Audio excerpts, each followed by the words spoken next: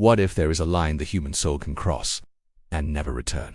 What if there is a kind of darkness so stubborn, so willfully chosen, that even heaven itself does not force its way through it? The question has echoed through centuries of whispered prayers and sleepless nights. It has trembled on the lips of the fearful and weighed heavily on the hearts of the sincere. What is the unforgivable sin?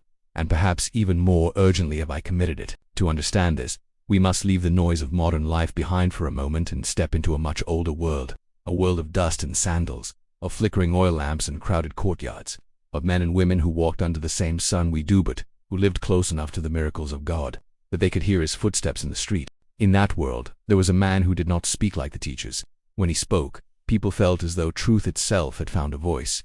When he touched the sick, disease obeyed him. When he confronted darkness, it fled.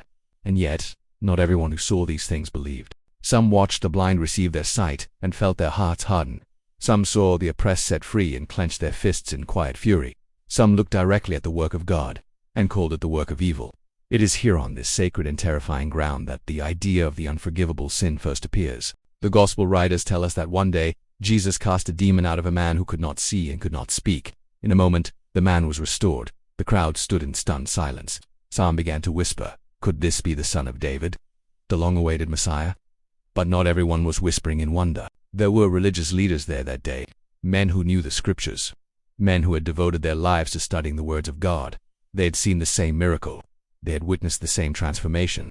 They had no honest doubt about the power that had just been displayed. And yet, instead of opening their hearts, they closed them. Instead of saying, God is here, they said something far more dangerous. They said, He casts out demons by the power of demons. They looked at the light and called it darkness. They looked at freedom and called it deception. They looked at the work of the Holy Spirit and attributed it to evil.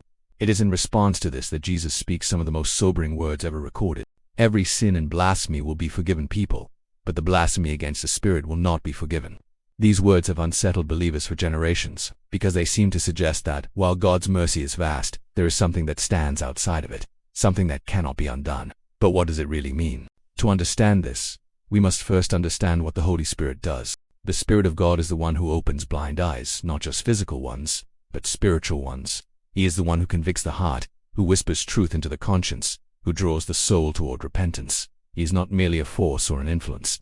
He is the living presence of God, gently but persistently calling human beings out of darkness and into light. When a person sins, the Spirit convicts them. When a person is lost, the Spirit calls them. When a person is broken, the Spirit draws near. Forgiveness itself flows through this divine work. No one ever comes to God apart from the Spirit's invitation. Now consider what it means, then, to reject Him. Not in a moment of weakness, not in confusion or doubt, not in fear or pain, but with eyes open, with understanding, with full awareness. To see the work of God and knowingly declare it to be evil. To feel the Spirit's conviction and deliberately harden your heart against it. To stand at the door of mercy, not only refuse to enter but insist that what waits on the other side is a lie. This is not a single angry word spoken in frustration. This is not a season of doubt. This is not a struggling believer who fears they have failed God one too many times. This is something far deeper. It is a settled, willful, persistent posture of the heart that says, I do not want this light.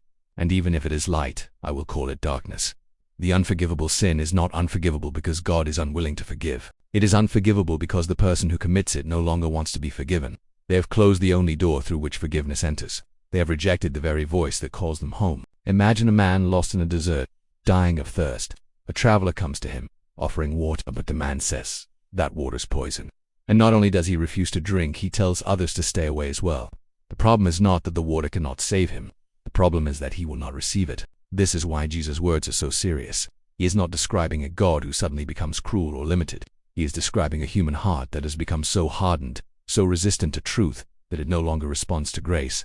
And this does not happen overnight. No one wakes up one morning and says, today, I will permanently reject God. It happens slowly, through small compromises, through repeated refusals to listen, through a long habit of silencing the conscience, through choosing pride over humility, control over surrender, comfort over truth. Each time the Spirit whispers and we ignore Him, the heart becomes a little less sensitive. Each time truth is resisted, it becomes a little harder to recognize.